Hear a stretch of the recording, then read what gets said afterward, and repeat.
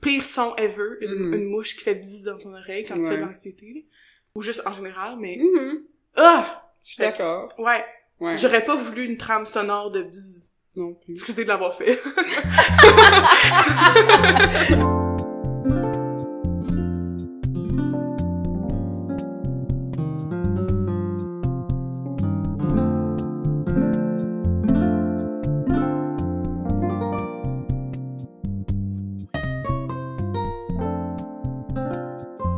Allô Amélie! Allô Léna! Bienvenue à la gang balado Franchement littéralement. Aujourd'hui, on va parler de Frappe à bord de Mireille Gagné. Yes! Comment est-ce qu'on a trouvé ce livre-là, Amélie? Par hasard! Il y a pas de salon du livre qui se donne cette fois-ci. Mais c'était vraiment ça. Dans le fond, moi j'avais lu Bois de fer, qui était un recueil de poésie de Mireille Gagné, justement, dont j'avais parlé dans mes suggestions de livres québécois, le 12 août. Puis quand on cherchait des livres pour la saison 2, je suis allée sur le site des libraires. J'ai dit, hey, elle a écrit une nouvelle affaire, puis on l'a mis sur notre liste. C'est d'accord. C'est vraiment simple. On aime ça des histoires simples, pas de temps en temps. C'est juste, c'est de même. Ça nous est parvenu par un bel hasard. Yes. Mais la page des libraires est bien faite, là. C'est qui Mireille, d'abord? Une personne. Ah, c'est bien. Elle a une certaine vie. Dans le fond, Mireille Gagné, elle est née à l'île aux grues, en une année mystère. On sait pas à quel âge. Mais elle habite à Québec maintenant. Puis dans le fond, on a checké un peu où était l'île aux grues tantôt. Ouais. Proche de l'île d'Orléans. Pas tellement loin de Québec, là. On check la carte. C'est juste au nord de l'île d'Orléans. L'histoire du roman se passe entre là où elle est née puis l'île d'Orléans. Exactement. C'est quand même drôle. Voilà. Bon. Et elle a quand même écrit vraiment beaucoup. Elle a publié 4 recueils de poésie aux éditions L'Hexagone, un recueil de poésie aux éditions La Peuplade en 2022. Ça, c'est Bois de fer que j'ai lu, que j'ai adoré. Elle a publié aussi 2 recueils de nouvelles et un roman à La Peuplade, aussi Le Lièvre d'Amérique en 2022, qui a gagné des tonnes de prix. Juste des tonnes. Je veux pas toutes les nommer parce qu'il y en a genre 57. Dans le fond, Frappe à bord, c'est son 2e roman, qui a été publié en 2024, il vient juste de sortir, qui fait partie de la sélection du prix Maya. Ça me donne vraiment le goût de lire plus d'elle, parce que je savais pas qu'elle avait écrit autant. Parce que moi, je me suis dit, son 2e roman, mais j'avais oublié que Bois de fer, c'était pas un roman. Je me suis dit, ok, déjà, à la base, elle a écrit 3 choses, mais dans le fond, elle en a écrit 15. Non, c'est vraiment une autrice, genre, prolifique, là. Ouais. Elle chante pas. Moi aussi, j'ai comme envie de découvrir davantage. Je sais que le Lièvre d'Amérique avait gagné déjà beaucoup de prix. Je l'ai vu passer quand je me promenais en librairie. Puis ça m'avait été recommandé, mais il y avait quand même des avis partagés, tu sais. Comme pour Frappe à bord, dont on parle aujourd'hui. Quand tu regardes les notes que les gens ont laissées là-dessus, ça a été recommandé par certaines personnes, puis d'autres personnes trouvaient ça comme étrange, ou bien comprenaient pas trop ce que l'auteur essayait de faire. Mais j'ai beaucoup aimé, fait que j'ai hâte d'en parler, puis de peut-être découvrir aussi ces autres livres comme ça. Puis je te recommande de lire Bois de fer. Ouais. Je vais te le prêter. Tu vas me le prêter. Ça, puis les 15 autres livres que tu m'as prêtés. Ah ben là, t'as encore... Les Misérables sont encore sur ta liste. Oh my god. Je vais être là pendant un petit bout, je pense. 15 ans plus tard. Ouais. On en parlera dans notre 15e saison. Voilà. Hey, ça nous prendrait genre 6 épisodes. Ouais. On parlera pas des Misérables. Non, je pense pas. Veux-tu que je te résume ce livre-là? J'allais te poser la question. Ouais. Résume-nous le livre, Elena. Je vais tenter de faire la chose. Oui! On commence en fait en premier avec l'histoire d'un insecte. Parce que c'est le premier chapitre qu'on rencontre. Oui, en effet. Nous qui adorons les insectes. Un insecte qui suit donc une proie qui est en fascination complète de ce qui se passe autour d'elle, puis qui se prépare à manger. Puis, ce point de vue-là, on va en parler davantage dans l'épisode, mais déjà, ça nous prépare à quelque chose qui va être vraiment très différent de ce qu'on a l'habitude de lire, où est-ce que des objets, des animaux vont s'animer pour pouvoir faire passer un message aux humains, sans nécessairement nous parler directement, mais en nous parlant directement parce qu'il s'agit en effet d'un livre, ok? Donc, le point de vue d'un insecte. Après ça, on va directement dans le point de vue d'un jeune homme de Théodore, qui émerge abruptement de son sommeil. Littéralement le début de ce chapitre-là. Théodore est un jeune homme peut-être dans la vingtaine environ, je suppose, qui travaille dans une usine qui fabrique des ressorts et qui travaille un petit peu d'arrache-pied. Il fait des fois de double shift, il travaille dans une usine, ce qui veut dire que c'est bruyant, c'est sale. Il est vraiment juste, il fait chaud, c'est ça. Il est vraiment juste dans son environnement, à sa tête la majorité du temps. Puis c'est un jeune homme qui est aussi très anxieux. On s'en rend compte au fur et à mesure qu'on progresse dans la lecture. Et on est en été. C'est en 2024, donc c'est très comme courant comme époque. Puis on se demande qu'est-ce qui va se passer avec tout ça, où est-ce que ça nous mène, pourquoi est-ce que ce jeune homme-là, il se prend pas soin de lui-même, pourquoi est-ce qu'il fait ce genre de chiffre-là. Puis plus tard, troisième peut-être point de vue, on rencontre Thomas. Thomas qui est un adulte aussi, peut-être un petit peu plus âgé que Théodore, mais qui se situe durant les années 1940. C'est la Seconde Guerre mondiale. Les Alliés ont été formés, c'est-à-dire que le Canada fait maintenant partie des Alliés, et il doit se rendre sur une île pour pouvoir accomplir une mission qui lui est donnée par des militaires. C'est un entomologiste, ce qui veut dire qu'il travaille avec les insectes, et on revient donc au point de vue de l'insecte. Tout ça, ça va s'allier, puis ça va devenir une histoire rocambolesque, oui, je dirais. vraiment. Pleine de suspense, pleine de nuances, de variétés, qui parlent de violence, qui parlent de chaleur, il y a beaucoup de canicules là-dedans, qui parlent d'insectes, évidemment, on apprend bien des affaires là-dessus. Vraiment beaucoup, là, on est intime avec l'insecte. Puis qui parle de nature surtout, donc, en général. Donc, c'est vraiment intéressant comme lecture, puis j'ai hâte d'en parler davantage. Oui, moi aussi. Mais je pense que c'est un bon temps de se diriger vers la forme, parce que t'as vraiment bien... Avec le résumé, ça... Ça nous amène directement là-dedans. Hey, j'ai pas parlé aujourd'hui. on va se rendre. Dans le fond, comme tu l'as dit, il y a 3 points de vue. Ce qui est vraiment intéressant, c'est que le point de vue de l'insecte est au « je ». Il parle au « vous ». Il nous parle directement, on se sent très concerné par l'insecte qui nous jase. Dans le fond, avec les 3 points de vue, c'est alterné vraiment de façon égale. Fait que t'as le point de vue de l'insecte au « je », ensuite t'as le point de vue de Théodore à l'été 2024, narrateur inconnu. Puis ensuite, t'as Thomas de juillet 1942 à juin 1943. Aussi d'un narrateur externe, mais j'ai trouvé que c'était un peu écrit comme type journal de bord. Même si c'est pas lui qui écrit, parce que des fois, on voit ses notes. Fait que c'était vraiment intéressant. Puis il y a une petite section entre chaque groupe de chapitres, je dirais, parce qu'il y a comme un chapitre insecte, un chapitre Théodore, un chapitre Thomas. Il y a une petite pause. La petite pause, c'est comme, on savait pas c'était quoi, là, une bactérie, une image quelconque de quelque chose en dessous d'un microscope. Ok, parce que toi, la pause était marquée avec une page blanche complètement. Non, pas une page blanche, c'était ça. L'image de la bactérie en dessous. À chaque fois. Et ça, c'était vraiment le fun, parce que je trouvais que Théodore, Thomas, leurs noms se ressemblent un petit peu. Puis quand tu commences un livre, des fois, ça te prend un bout replacer les personnages. Mais là, c'est vraiment facile. T'as insecte Théodore Thomas pause. Insecte Théodore Thomas pause. Insecte Théodore Thomas pause. Fait que c'est vraiment facile de discerner, puis à un moment donné, ça devient vraiment évident. Mais c'est vraiment facile à un moment donné de comprendre comme, ok, c'est ça le rythme du livre. C'est comme ça que ça se passe tout le long. Ou bref, mais pas mal comme ça. Et chaque chapitre a un titre. Ça, j'ai trouvé ça le fun, parce qu'au début, j'avais pas porté attention comme il faut, parce que le titre est vraiment en haut de la page. Puis je pensais que l'insecte seulement avait un titre. Avant de me rendre compte que Théodore aussi en avait un. Et Thomas aussi en avait un. Fait que tout le monde a un titre. Par contre, Thomas, vu que ça se passe sur 1 an, il y a plus d'informations. Donc, il y a vraiment les dates précises. Souvent comme 1 semaine, mettons 3 ou 9 juillet. Mais tu disais tantôt aussi, il y avait des heures.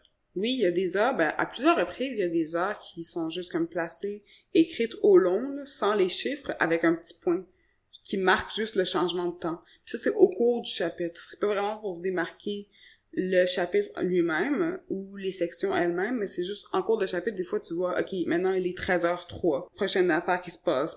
Puis c'est vraiment, comme tu dis, plus journal de bord, là. Exactement. J'ai trouvé ça le fun qu'on voit les 3 points de vue de façon égale. C'est sûr que les chapitres de l'insecte sont un petit peu plus courts. Parce qu'à quel point on a le goût d'entendre un insecte pendant 25 pages. Mais souvent, quand tu lis un livre puis que les points de vue alternent, c'est souvent les points de vue d'une même histoire. C'est pas tout le temps fait de façon égale. Puis là, c'était très rythmé. J'ai trouvé ça le fun. C'était satisfaisant. Non, je suis d'accord. C'est intriguant parce que, comme je t'ai dit avant qu'on enregistre, j'ai pas reçu ma copie papier. Parce que je l'avais réservé à la bibliothèque, puis ça a pris du temps, je sais pas pourquoi. C'était bien populaire, cette journée-là. Mais le pire, c'est qu'elles étaient toutes disponibles. J'aurais pu me rendre moi-même à la bibliothèque pour les emprunter, mais je pensais qu'elle arriverait à ma bibliothèque. La paresse! Non, viens. Franchement, là.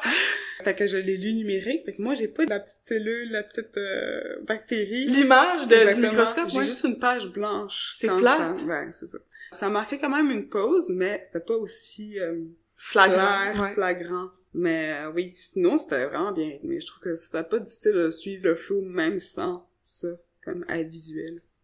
Oui, exact, parce que tu finis par super clairement comprendre que, surtout que un insecte puis une personne, ça se passe pas pareil. Puis ensuite, 2024 puis 1942, tu comprends déjà que t'es pas à la même époque. Fait que on le fait facilement, là, la distinction entre chaque point de vue. Mais je trouvais ça fun quand même. Comment c'était fait. J'ai aussi noté qu'il y avait très peu de dialogue. Oui. Évidemment, l'insecte, il nous parle, mais on lui répond pas. Il est pas en train d'avoir une conversation. Thomas, des fois, il parle, mais ça arrive pas souvent. Théodore, par contre, à un moment donné, il y a un nouveau personnage qui arrive dans l'histoire avec lui, puis eux, ils se jasent, là. Ben, pas vraiment, en fait. C'est ça l'affaire qui est intéressante, c'est qu'il y a comme du mutisme, un petit peu, Thomas. Il est pas très... Il jase pas, il est très anxieux, il est très, genre, personne qui a pas besoin de parler énormément. Puis il parle plus avec son grand-père, qu'on rencontre plus tard. Mais pas avec d'autres personnages. Non, c'est ça. Voilà, c'est ce que j'avais noté sur la forme. Ben, c'est déjà beaucoup, là. Je pense qu'on peut déjà embarquer dans les thèmes parce que ça se suit de l'un à l'autre. Oui, ça se fait super bien, là. Le flow est excellent. Incroyable. C'est comme si on l'avait pratiqué. Je niaise, on a rien pratiqué.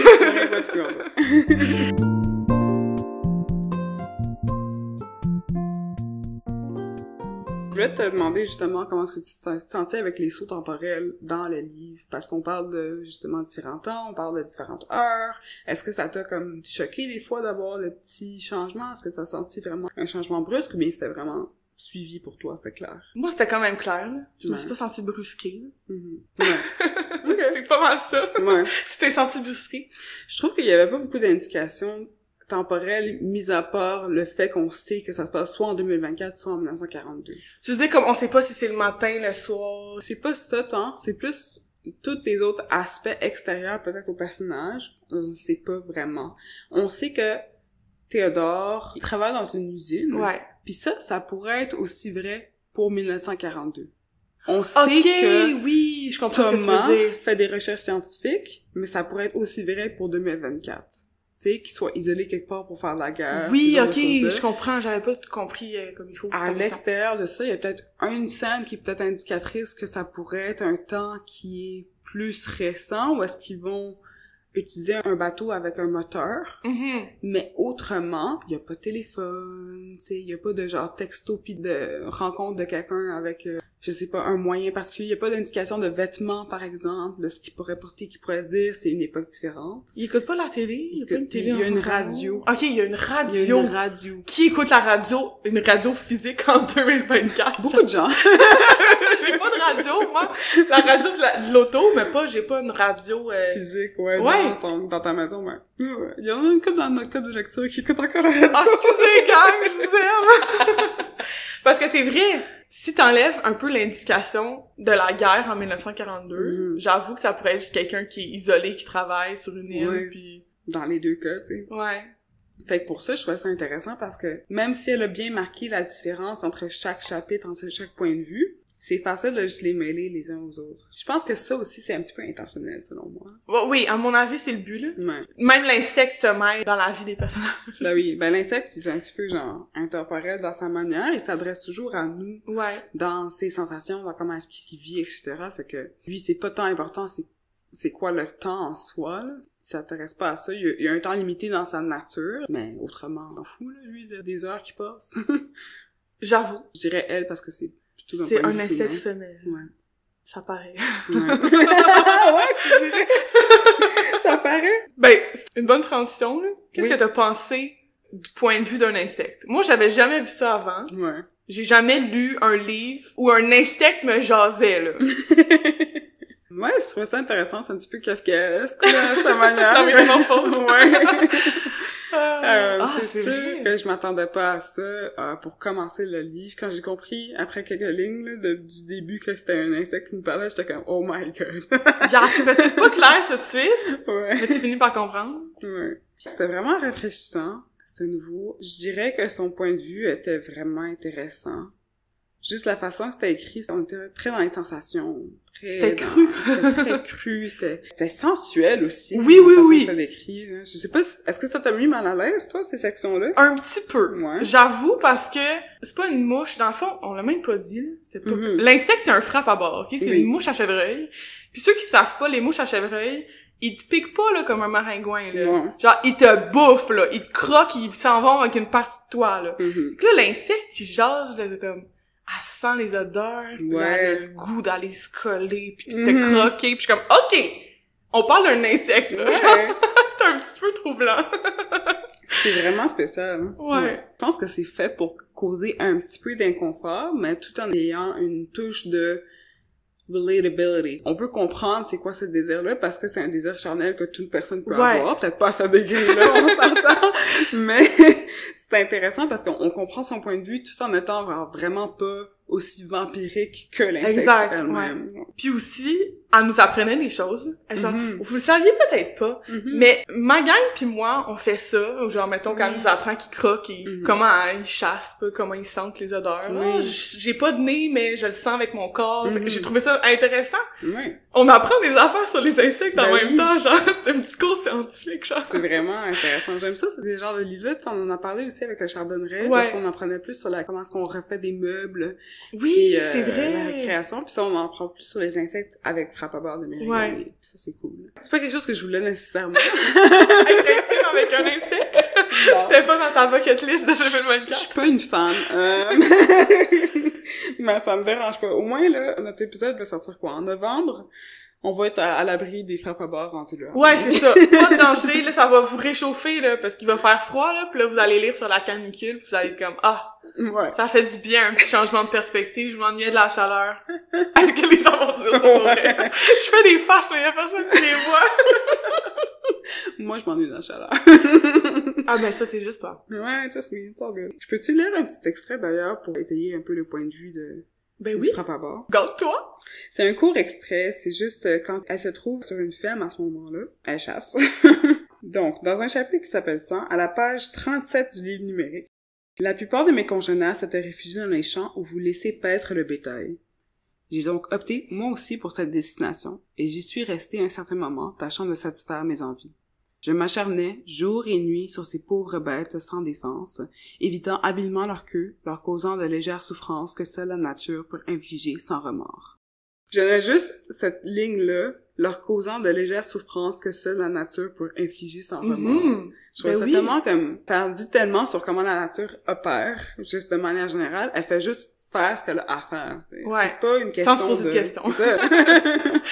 C'est pas une question d'éthique, c'est une question de ce qui est naturel, puis c'est un beau, un revers de qu'est-ce qu'on a du côté de Théodore et de Thomas, parce que eux, ils se soucient beaucoup de ce qu'ils vont faire à la nature, par exemple, ou bien ce qu'ils vont faire aux autres personnes. Surtout Thomas, vu qu'il travaille avec les insectes, il se pose vraiment des questions. Ouais, définitivement. Il doit s'en poser des questions, je pense. Je pense qu'il aurait bien aimé avoir une conversation avec notre frappe à bord.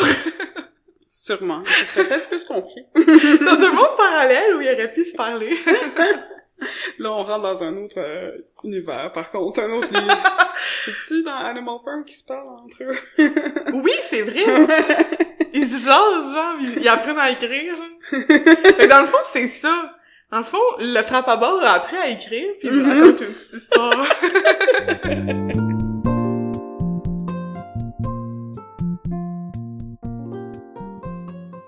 Mais d'ailleurs, est-ce qu'on peut peut-être en parler davantage de ce thème de l'environnement puis des humains, comment est-ce qu'on traite l'environnement, parce que c'est quand même quelque chose qui est très important dans le livre. Qu'est-ce que tu en as pensé? Oui, et c'est très important pour l'autrice en particulier. J'ai pas tout lu ses livres, comme on l'a dit tantôt, là, mais Bois de fer aussi, c'est très environnemental. Là. On est du point de vue d'un arbre. La fille est un arbre, puis c'est vraiment intéressant. Là. Et je pense que elle essaie de passer un message clair. Elle écrit bien, d'ailleurs, on tripe sur sa plume. On adore comment elle écrit. Mais elle essaie vraiment de passer un message, et ça marche. En tout cas, dans ce livre-là, ça marche bien. Ouais, ben j'ai trouvé ça intéressant de l'avoir d'un point de vue qu'on voit pas tout le temps. C'est quand même subtil. Je dis qu'elle le fait bien, mais en même temps, elle est pas là en train de nous faire la leçon. Il y a une petite morale, là, mais elle fait l'insecte qui te jase, là, qui te parle de l'état de la planète, puis de qu'est-ce que les humains ont fait c'est quand même spécial, là, comme manière de t'ouvrir les yeux sur, justement, qu'est-ce qu'on fait, là. Ouais. Puis c'est récent, ça se passe en 2024, puis elle a écrit en 2024, donc post-pandémie, les changements climatiques. C'est ça, ce qui est intéressant, c'est qu'on voit, par exemple, les actions dans le passé, en 42, qui peuvent affecter encore aujourd'hui qu'est-ce qui pourrait se produire dans la nature. Puis après ça, on a le point de vue de Théodore, qui est en ce moment lui-même, puis qui subit de ces séquelles-là, qui subit sans savoir des choses qui se sont produites il y a 60 ans, non plus, il y a 80 ans. Ouais, il faut faire...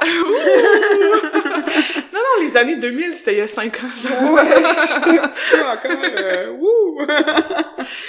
Mais oui, fait que c'est super important comment elle écrit, puis comme tu dis, elle nous attaque pas littéralement, mais elle a un personnage insecte, qui nous attaque.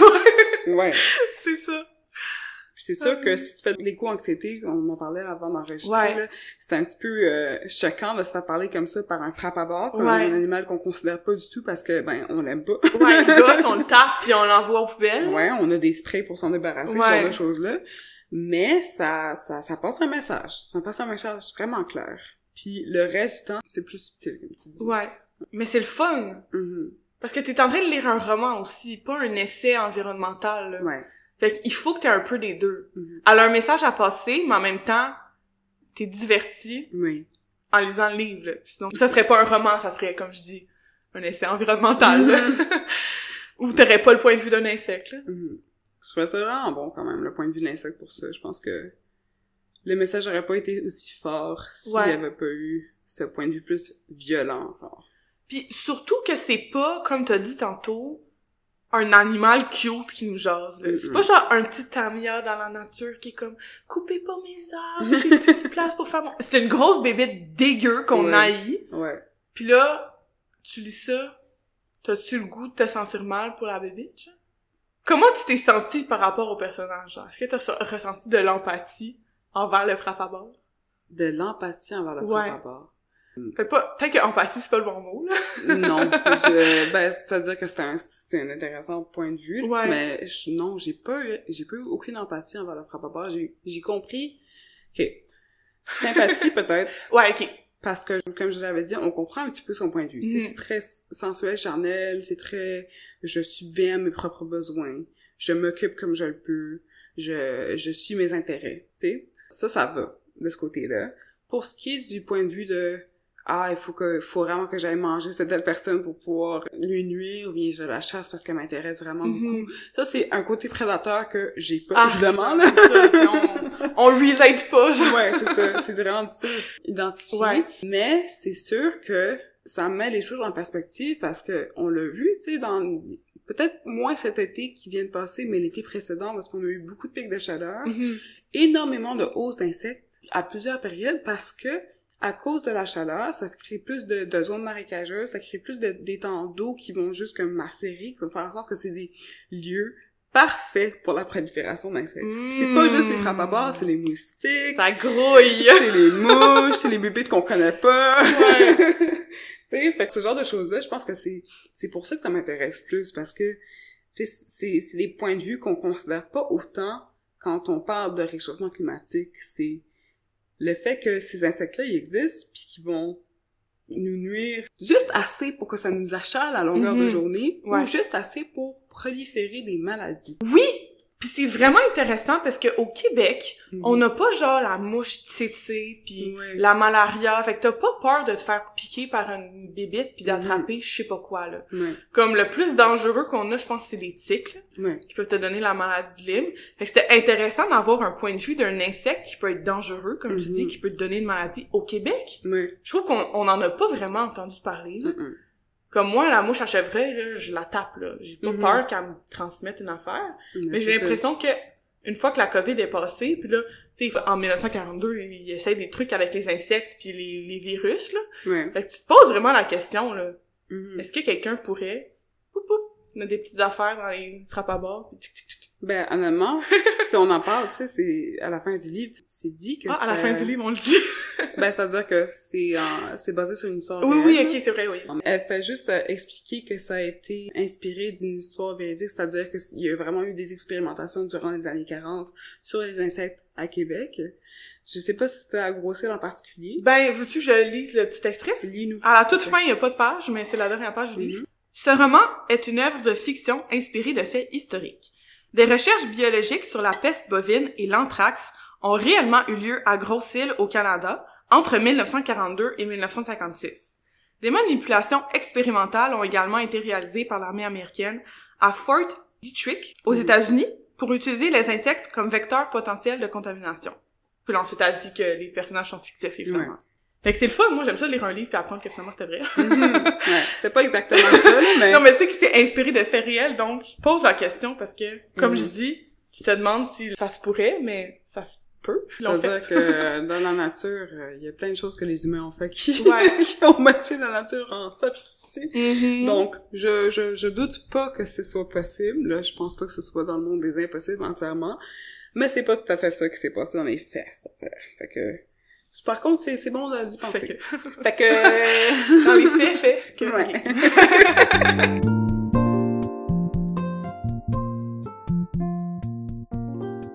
Petite transition peut-être pour parler d'un autre thème. Est-ce que t'as pensé que c'était trop violent, toi, la façon que c'était décrit, point de vue du frappe à bord, puis aussi tout ce qui se passe dans le monde, peut-être plus de Théodore, dans les années 2024? L'atmosphère est spéciale. L'atmosphère est weird. C'est un peu lugubre. Il fait vraiment chaud, fait que tu te sens collé avec les personnages, comme... Ils sont dégueux, puis tu te sens dégueu, genre. Je sais pas comment l'expliquer autrement, là. D'accord. Je trouve qu'on se sentait vraiment bien. Comme tu dis, Théodore est anxieux, on le sent. Puis Thomas, il y a beaucoup de pression sur lui, on la sent. C'est vrai que le frappe à bord, il y a une manière spéciale de s'exprimer, vraiment crue, puis c'est un peu dégueu. Définitivement. Toi, tu trouvais que c'était beau et chaud? Ben oui et non, là. C'est-à-dire que oui, j'aime la chaleur, mais je suis pas particulièrement fan des canicules. Je pense pas que ce serait vraiment smart de qui que ce soit d'être fan des canicules. Mais oui, ben c'est juste cette atmosphère-là qui est, comme tu dis, vraiment spéciale. C'est très... Il fait chaud comme au début du roman dans l'ensemble. La seule section, le seul personnage qui va traverser plus les saisons, c'est Thomas, qui est en 42. Ouais. Parce que lui, il est là pendant presque un an. Donc, à un donné, c'est l'hiver. Exactement. Ouais. Mais autrement, tu sais, Théodore, le frappe à bord, ça se passe vraiment strictement en été. Puis ça, c'est une atmosphère que j'ai vraiment sentie. Je pense que la chaleur, le fait qu'il y avait beaucoup de, comme tu dis, d'un sentiment un petit peu poisseux, dégueu, ça a comme contribué à l'espèce de violence qu'il y avait tout au long du livre, qui était un sous-thème peut-être qui revient ici et là. On parle de guerre, on parle de... Mais en fait, dès le début du livre, on parle d'un aspect un petit peu violent qu'on comprend pas. Et dans le background, on parlait qu'il y avait des affaires à la radio.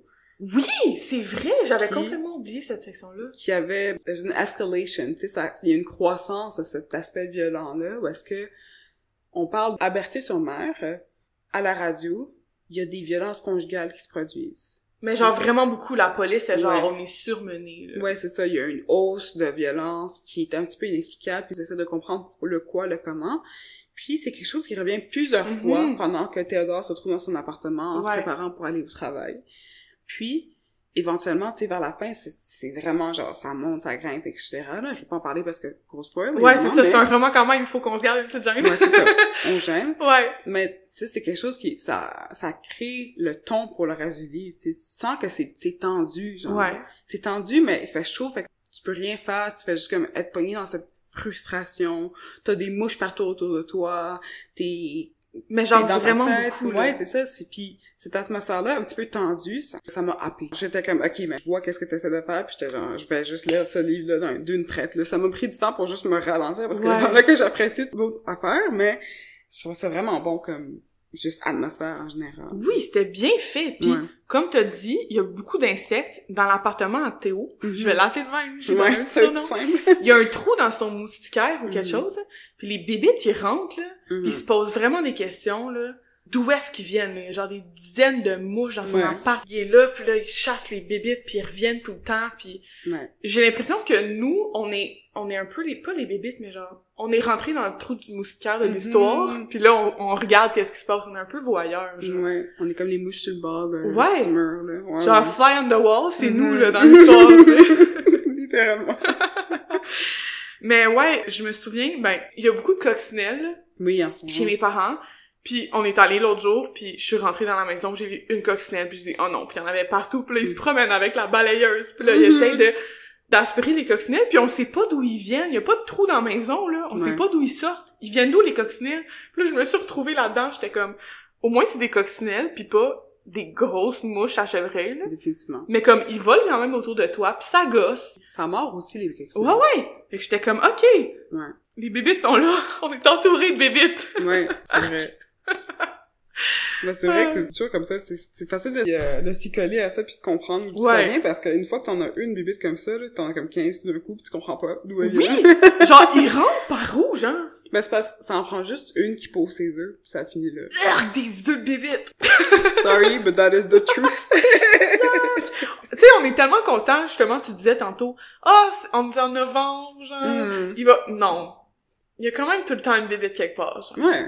Elle trouve un moyen de rentrer où est-ce qu'il y a la chaleur, justement. Ouais, c'est comme la saison des araignées, où tout d'un coup... Ouais. Ben, les araignées, ça me dérange moins. Ah ouais. Les araignées, ça mange les autres bébites. Chou. Tant qu'elles sont pas dans ma face, tu sais, généralement, je les laisse tranquilles. Moi, les bébites que je trouve les pires bébites, là, c'est les sauterelles. Parce que ça te saute dessus. Bref. Je me suis jamais fait sauter dessus par une sauterelle, mais j'en ai vu une couple sauter dans... Genre, moi, sur ma rue, quand je marche l'été, là, ouais. Il y a genre des sauterelles à terre, pis ils sautent vraiment haut. Fait que t'essaies de marcher tranquillement, pis là, ils sautent, pis ils ont les petites ailes, là, pis je suis comme... Je cours, là! Mais au moins, ils prennent pas une bouchée de toi comme les frappes à bord. Ça, c'est vrai. D'ailleurs, je trouvais ça le fun, frappe à bord, parce que je savais pas que c'était un mot pour dire les mouches à chevreuil. D'ailleurs, que les mouches à chevreuil ont genre 18 noms. Elle dit au début... à cheval. Ouais, qu'est-ce qu'elle dit? Frappe à bord, diverses variétés de mouches piqueuses, thon à cheval, mouche noire ou mouche à chevreuil. Nous, on dit aussi mouche à marde. Mais j'avais jamais entendu frappe à bord, fait que ça nous apprend quelque chose en même temps. On aime ça, des petites leçons linguistiques. Yes. Mais ouais, fin de ma parenthèse sur les 18 insectes. Il y en a juste un en ligne. Ben, il y en a pas juste un, mais une sorte, là. Il y en a comme 350. Mais... Ouais, il parle pas des autres. Ben, il en parle un peu. Thomas, il en parle un peu des autres. Là. Ouais, étant donné qu'il fait des recherches sur différentes recettes, il va aller chercher à Gros-Île, où est-ce que si tu l'intrigue de son chapitre à lui, de sa section à lui, et il va chercher d'autres insectes qui pourraient être porteurs de maladies. Mais il s'arrête vraiment aux frappes à bord. Même quand il est en train de faire des recherches sur les autres, il est comme assoné par les frappes à bord constamment pendant qu'il fait ses recherches pour aller comme dans la nature, dans les marécages, les chercher. Fait qu'il est genre, ok, c'est ceux-là que j'ai besoin. Probablement.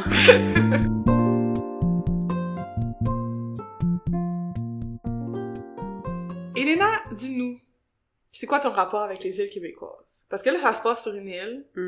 L'autrice vient d'une île. Ouais. On est îlés, là. On est îlés.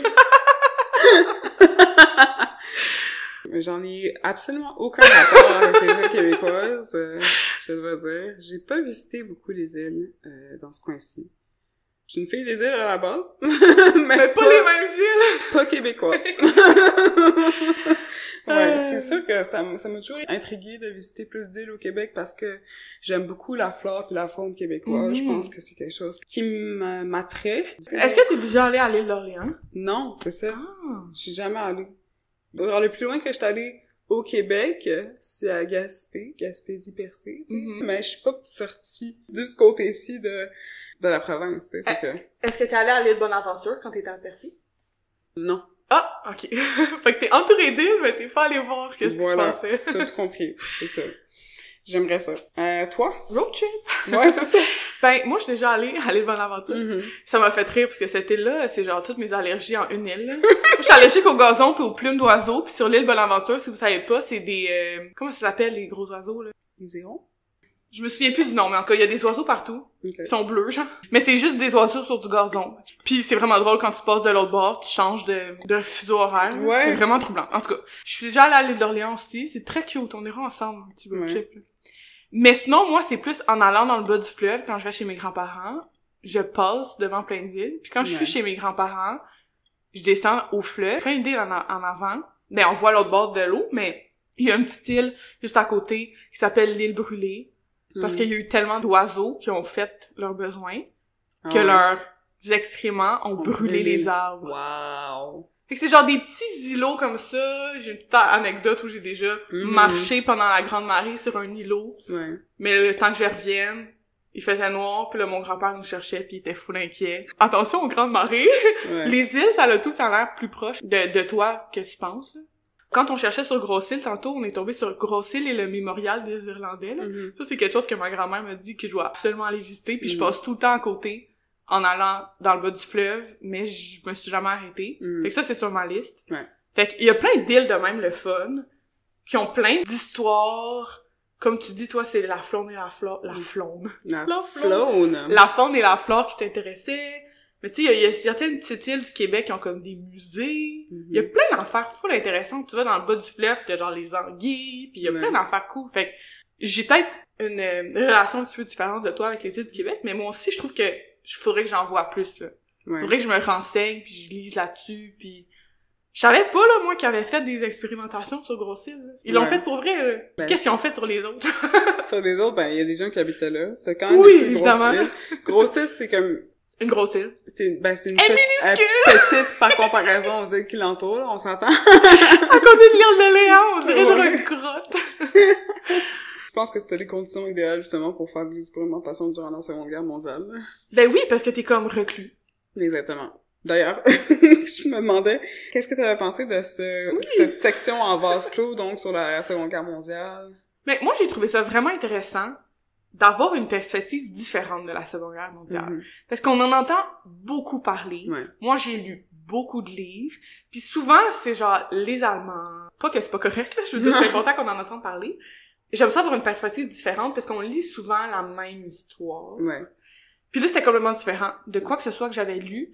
On se concentre aussi beaucoup sur les humains, là, quand on lit sur la guerre. Mais on sait que les gens, ils ont fait des expérimentations scientifiques sur les gens, mais aussi sur les animaux. Oui. Fait que là, c'est un peu ça qu'on voit. Puis j'ai trouvé ça vraiment rafraîchissant comme point de vue. Même si pas que t'as pas le goût, mais c'est quand même la guerre. Ouais. Puis c'est vrai, ça s'est vraiment passé. Ça a affecté des centaines de milliers de personnes. Je suis pas comme, ouh, c'est le fun à lire! Mais ça faisait changement, puis ça fonctionnait super bien dans l'histoire de la manière dont on en a parlé. Ouais. Mais je trouvais ça aussi intéressant où on restait pas mal à l'île. Il passe la plupart de son temps sur l'île. Donc, comme tu dis, en vase clos, ils sortent pas. On est pognés là, avec eux. C'est quand même spécial. Ouais. C'est un vibe de genre île ou 35 queues, tu sais, whatever. Qu'est-ce que c'est ça? Le classique policier, Maurice Chose. Tu es dans la lune? Ben non, c'est peut-être pas parce que je sais pas c'est quoi que t'es dans la lune. Arsène Lupin, voilà. Arsène Lupin, l'île aux 30 cercueils. Mais ça fait vraiment longtemps que je l'ai lu, fait que c'est loin dans ma tête, là, mais essentiellement... Fait peut-être que tu dis n'importe quoi, mais ça moi je savais pas c'était quoi. Okay. Mais... Tu parlais d'un mystère, d'un livre policier, mais c'est tellement une bonne ambiance, un bon lieu pour faire quelque chose d'un peu creepy, parce que les gens peuvent pas vraiment s'en aller. Ouais. Ben, ils peuvent, mais...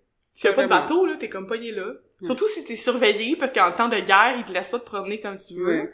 C'est comme un environnement propice à un petit peu le mystère, puis l'ambiance un peu lugubre. C'est pas mystérieux, là, c'est pas horreur, mais...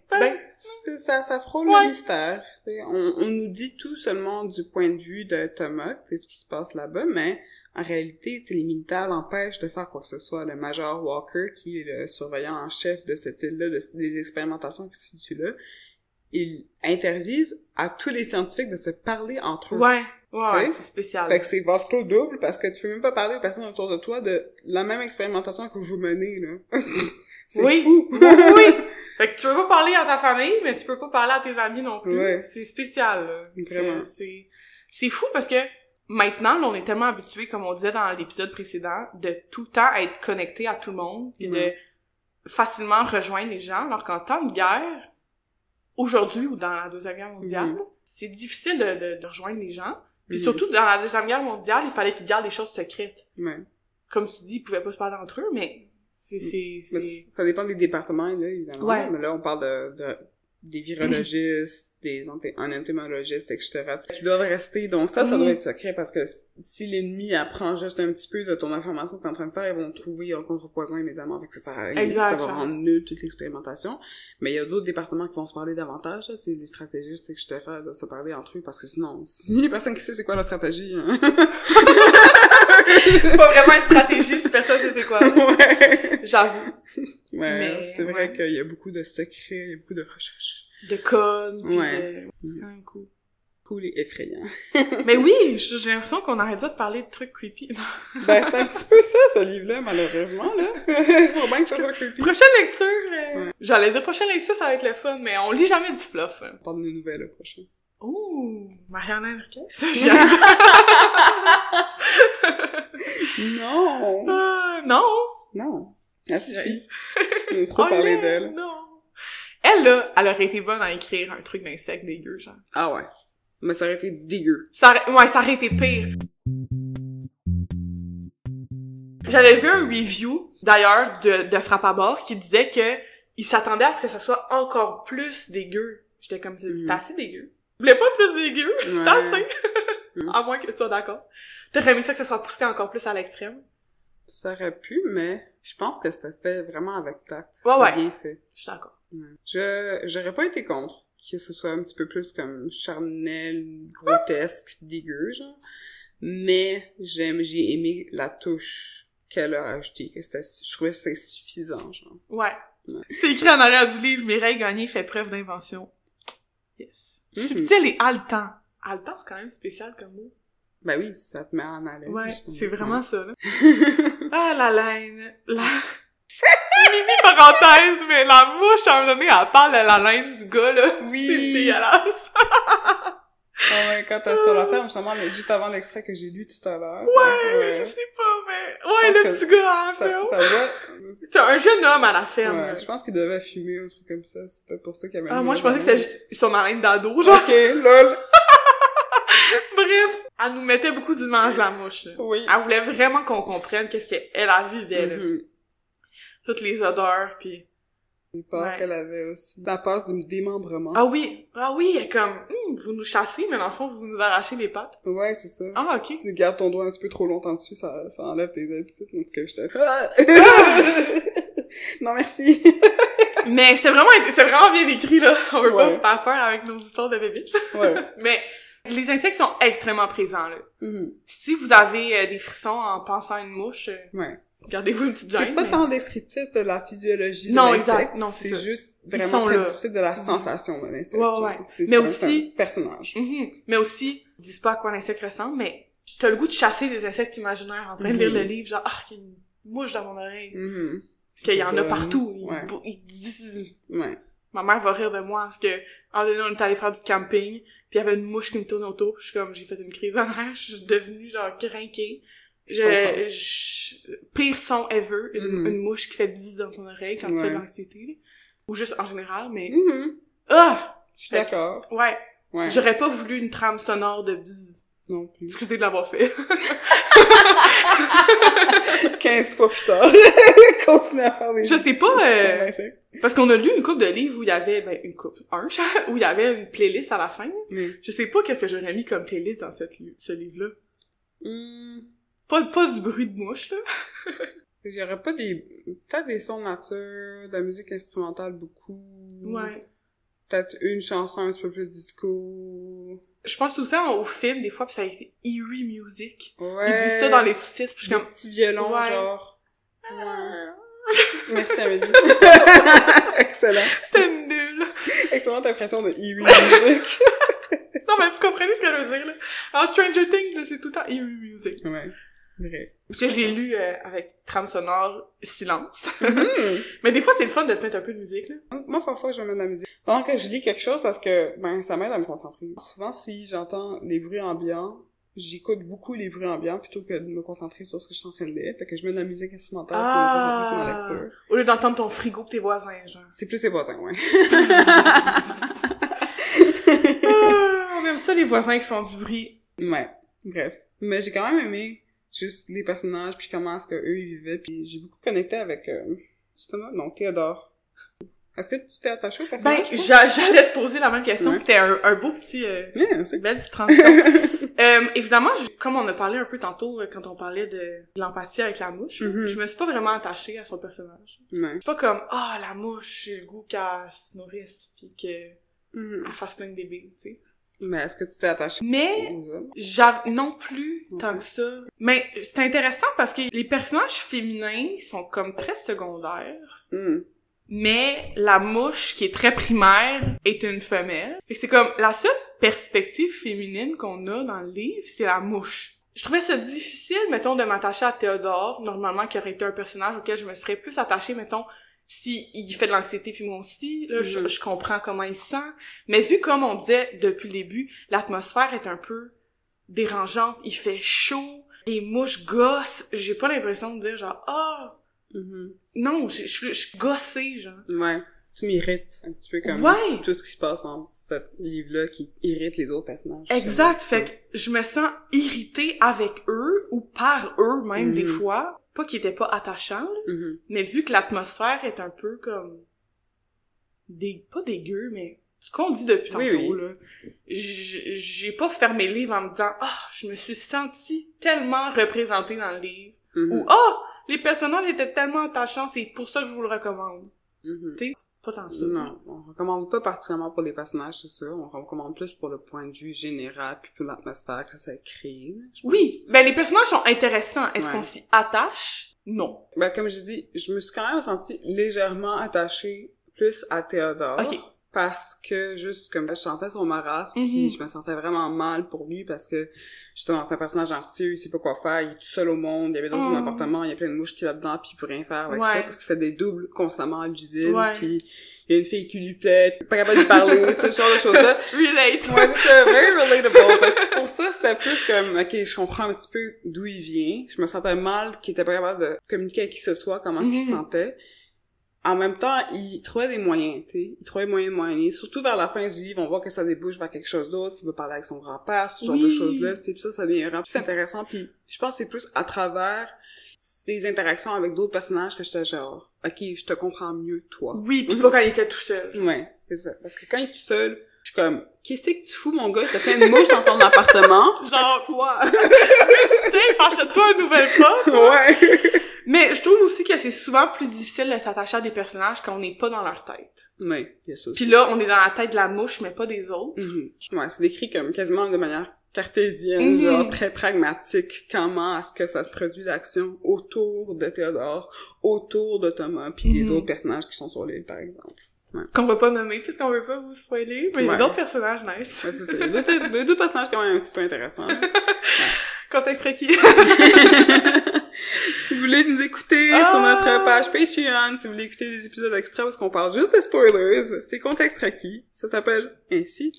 C'est sur notre page, franchement, littéralement, sur Patreon. Puis, on apprécie vraiment votre aide là-dessus. Oui. Thank you! C'est un moment plug. Quand même, je pense que j'ai quand même plus aimé Thomas que Théodore. Ouais. Même si je me suis pas tant attachée. Je sais pas, il y avait quelque chose de spécial. Peu de raison en particulier? Ben, oui, mais je peux pas vraiment le dire. Genre. OK. Ça va être un spoil, mais juste comme sa relation avec d'autres personnages. Parce qu'il y a quand même plus de monde dans le monde de Thomas que dans celui de Théodore. Parce qu'on voit plus de personnages. Ce qui est intéressant parce que tu penserais qu'il serait moins isolé, Théodore, étant donné que lui est en 2024 puis qu'il a accès à toutes ces personnes-là, tandis que Thomas, lui, est dans une île. Puis il est pas supposé parler à qui que ce soit. C'est vraiment il est entouré de personnages avec qui il peut interagir. C'est spécial. C'est vrai que c'est fun! J'aime ça! Une petite, mais oui, t'es comme isolé même si t'es dans la grande ville, où t'es pas social, parce que c'est pas vraiment le temps, mais quand t'es isolé, c'est quand même drôle. Ouais. Puis ça nous rappelle aussi les rapports qu'on pourrait avoir par rapport à une époque contemporaine, maintenant, puis les rapports de 1942, parce qu'on avait ce besoin absolument nécessaire de pouvoir communiquer avec d'autres personnes. Exact. Puis c'était pas à travers les réseaux sociaux. Non, c'est ça, tu peux pas faire un statut Facebook, elle est en train de chasser les mouches. Ça, c'est le nom de Contexte requis. Ok, parfait. C'était le fun. Je suis d'accord. J'ai l'impression qu'on a vraiment beaucoup ri pendant cet épisode. Ouais. Mais comme la lecture est pas particulièrement drôle. Non. On était juste bien de bonne humeur. On est mal à l'aise parce que c'est tellement bon, genre, faut qu'on rit. Puis moi, c'est sûr que je lis d'autres livres, là. J'aimerais gagner. D'ailleurs, il faut vous avertir que sur la page de couverture, il y a une grosse bébête. C'est genre une couverture rose flash avec comme une île floue. Moi, je pense que c'est une île. Avec la bébête en gros, là. Ouais. Fait que... Trigger warning. Plus gros que grandeur nature, là. Si ça arrive dans ton oreille, là, tu fais le saut, là. Je suis pas à l'aise. Moi non plus, mais c'est juste pour vous dire. Mais tu sais, c'est comme... Elle est bleue pis rose, là. Ils l'ont changée, là. Elle est dessinée, là. C'est pas genre une photo d'une grosse bébite, mais quand même une grosse bébite sur la couverture. Quand même, hein. On peut la manquer, mettons. Difficile à manquer.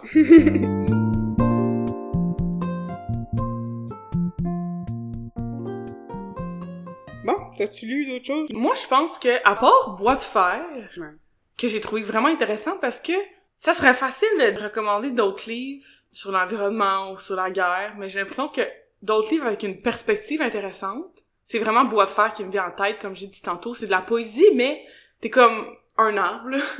C'est un point de vue intéressant, un point de vue d'un insecte, un point de vue d'un arbre. C'est une manière de parler de l'environnement qui est vraiment spéciale, puis ça, je trouve ça vraiment cool. Mais j'arrive pas à penser à d'autres choses qui fait ça, genre, de cette manière-là. Même pour le point de vue plutôt, donc, de la guerre, peut-être, bien, qui se passe sur une île, il y a rien qui te rappelle d'autres œuvres dans ce sens-là. À part des trucs policiers qui se passent sur des îles, ouais. Il y a rien qui me vient à l'esprit vite de même. Okay. Mais aussi, dernièrement, j'étais comme un peu tannée là, de lire des trucs sur la guerre. J'essayais de passer à d'autres choses. Là, c'était le fun. Ça nous a donné une perspective différente. Mais tu sais, il y en a des dizaines et dizaines de bons livres. Là. Ouais. Je les ai pas avec moi! Je les dirai pas! C'est correct. Ouais, il y a comme rien qui me vient en tête vite de même. Toi, t'as genre une liste? Pas une liste, non. Ben, j'ai nommé un petit peu comme des petits parallèles, déjà, entre-temps. L'île aux 30 cercueils, ça m'a fait penser à d'autres affaires qui se passent en vase clos. Le chardonneret avec la découverte d'un intérêt particulier. Après ça, j'avais noté Il nous restera ça, parce qu'on l'a lu récemment avec le club de lecture. C'est Virginie qui m'a dit. Oui, avec les 3 perspectives. Avec les 3 perspectives, avec Théo. Théo! Notre petit jeune! Ouais. Mais ça a aucun rapport pour question thématique. C'est juste une question de différentes perspectives qui changent avec différents narrateurs, donc au jeu, puis à la 3e personne aussi. Ouais. Finalement, j'avais aussi noté Bienvenue Alison de J.D. Curtis. C'est un tout petit livre, genre une nouvelle, tout petit. Vous l'avez pas vu, mais... qui est sorti il y a quoi, peut-être 2-3 ans de ça, au plus. C'est aussi écrit comme au vous, genre qui s'adresse un petit peu aux personnes, puis au jeu.